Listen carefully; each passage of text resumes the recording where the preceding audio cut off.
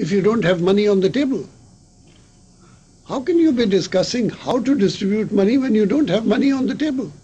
You've got only 0.25%. And so the debate is a non-debate.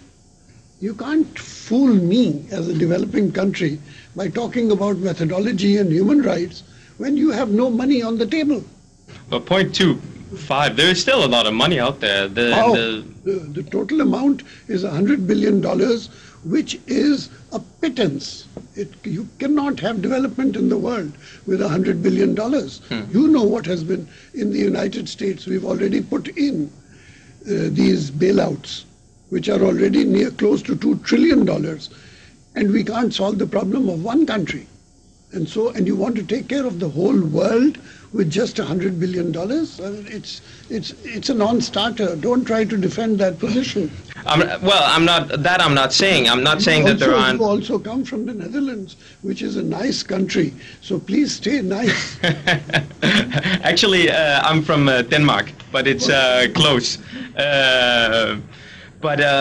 No, and that's also one of the things that there's a reform effort at the moment at the UN called system-wide coherence, and it's about addressing those issues of how the UN works together, or different UN organizations work together to deliver a better output on development. The problem is, yes, the UN, the money is short, but a lot of countries have bilateral agreements also. The US is giving a lot to different countries in Africa on a bilateral basis. But this system-wide coherence effort is an attempt to do it better. The problem is that it's been scaring away a lot of donor countries. That they can't have a say of how the money is going to be spent at the UN, and for a lot of northern European countries, human rights and women's rights are very important, and they're not going to give money to developing countries if they can't have some reassurance that their money is going to be spent on human rights, and so I think that's a basic problem. Okay, over to you for two questions from the Bergen Academy at Hackensack.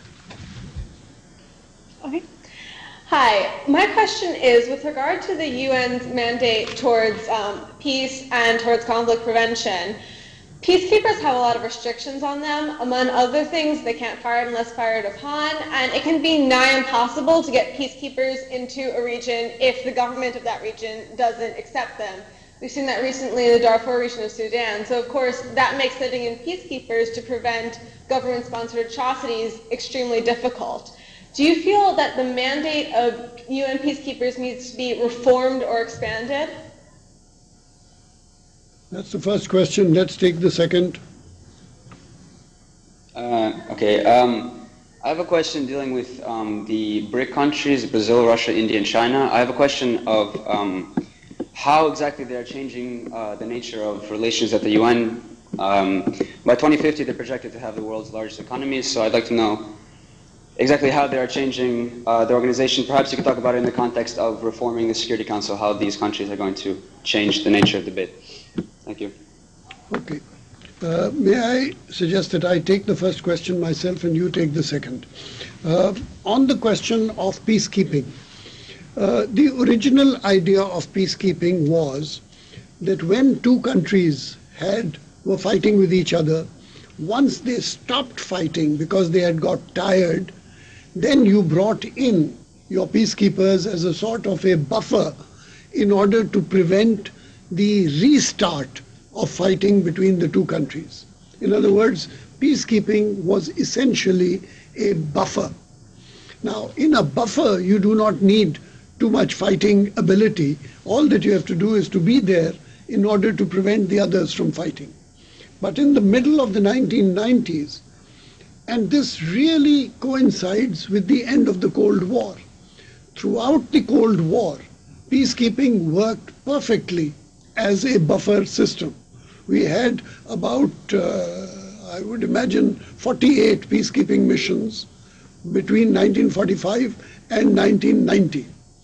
But suddenly the Cold War disappeared, and we found that simmering tensions in the world emerged into outright wars.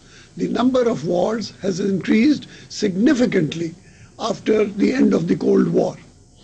And the wars have become not just wars between countries, but also civil wars inside countries. These are ethnic wars between different nationalities inside the colonial borders of old countries. And now what is happening is that peacekeepers are no longer a buffer.